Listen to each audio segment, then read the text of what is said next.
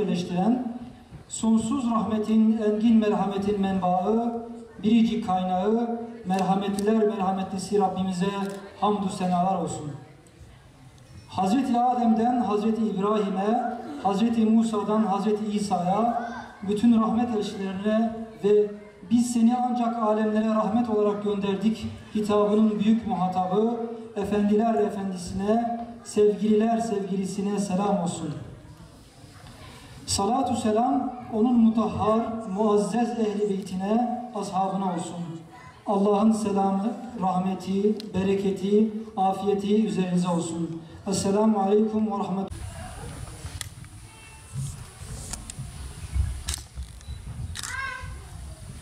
لَتَدْخُلُنَّ الْمَسْجِدَ الْحَرَامَ إِنْ شَاءَ اللَّهُ آمِنِينَ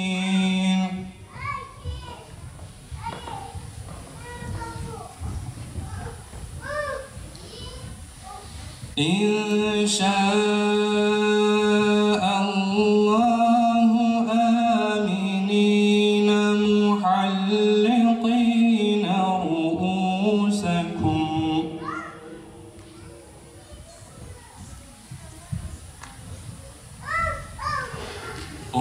رؤوسكم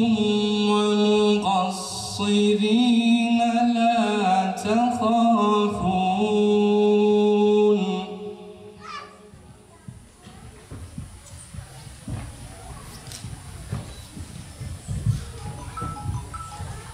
فعلم ما لم تعلموا فجعل من دون ذلك فتحا قريبا أجرا عظيما. Şerefli bir nesil, Allah'ın ve peygamberin her sözünü yerine getirilmesi gereken bir emir olarak telakki ettiler. Bu seçkin insanlar İslam'ı bir yaşam tarzı olarak benimseyip her türlü bedeli, zorluğu, işkenceyi, sürgünü, muhaceratı bizzat yaşadılar. Yaşayan, yürüyen Saygıdeğer misafirlerim, hepiniz hoş geldiniz, sefalar getirdiniz. Gelin misafire bir kıymet. Bin kıyafetin, sef selam, sef cemaatın inşallah.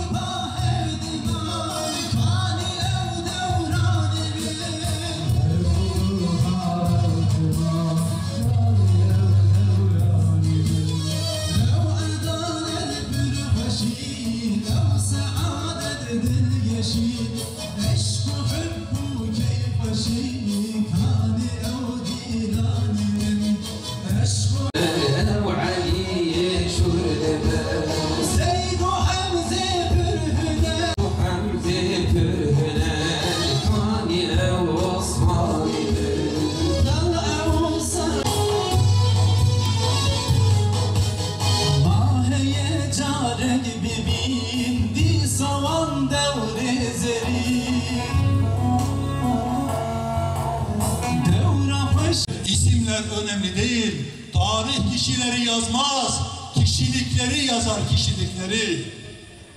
İşte Zübeyir bir kişiliktir. Zübeyir bütün asırlara hitap eden bir kişiliktir. Bugün Filistin'deki iman böyle bir imandır işte. Yenemedikleri iman budur ki uzaklardan saldırıyorlar. Yüzle çarpışmaktan korkan bu zalim grup, müminlerle yüzleşmekten çekinen bu alçak grup, uzaktan müminlerin imanını imtihana tabi tutmaktadır. Aşkı büyük olanların mutlaka sıkıntılı ve eziyetli imtihanlardan geçirileceğini biliyoruz. Bu Allah'ın vaadidir. Sevgili peygamberlerini imtihandan geçiren Yüce Allah bizi es geçmeyecektir. Ateşlerin içine attığı zaman Ya narukuni berden ve selamen ala İbrahim gerçeğiyle karşı karşıya durduğumuzu bilmek zorundayız. Ateşin içindeki buzu gösterir Allah, ateşe girmeyi göze alanlara. İbrahim gibi teveccüh edip dönmeyenlere ateşin bağrında yatan buzu gösterir, buzu. Karanlık dehlizlerde kuyuya atılan Yusuf misali, hayası imtihan edilen Yusuf'un düşerken Allah'ı zikretmesiyle ferah bulan istikamet, onu düzlüğe ve aşkın bir makama çıkarır. Allah yükselmeden önce kullarını aşağılarla, karanlıklarla imtihan eder. Musa'ya suyun dibindeki kuru yolu göstermeden önce suya gir emrini verir Allah. Kul farkında bile değildir kuru yolun. Allah'a değil mi tevekkül etti? Değil mi dayandı? Allah denizin dibindeki kuru yolu gösterir dava erlerine. Önemli olan Allah'a teslim olmaktır. Zübeyir böyle teslim olmuştur. Allah zayıf olduğu için haşa müminleri böyle bırakmıyor ki. Allah güçlü olduğu için müminleri böyle bırakıyor.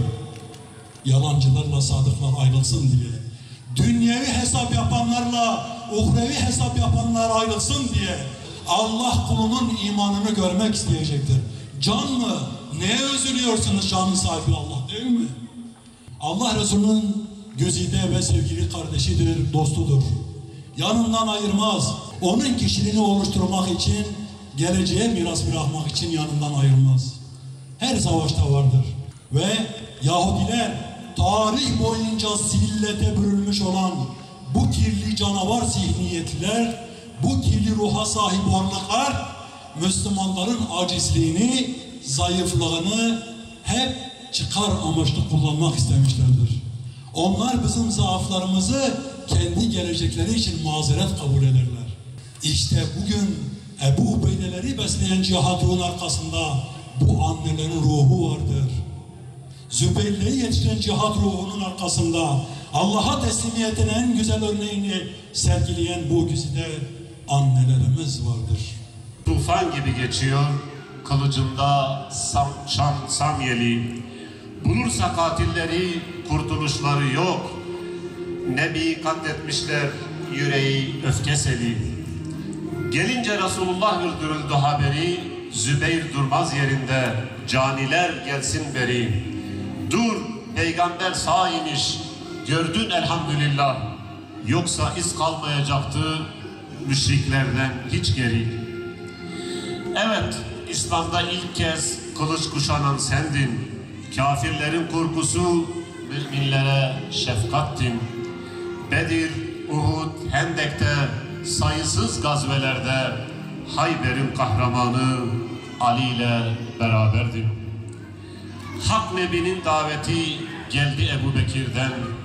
Hemen tasdik eyledin, kalbin arındı kirden. 5. Müslümanım diye övünürdün ya, sana dost görünenler düşman oldular birden. Hele o müşrik amcan kalbi taştan kapkara, İslam'ı bırak diye sarıp seni hasıra, ateşler de yakardı ya dön ya boğul diye, senin kılıç darbenle düştü zalim Sakar'a.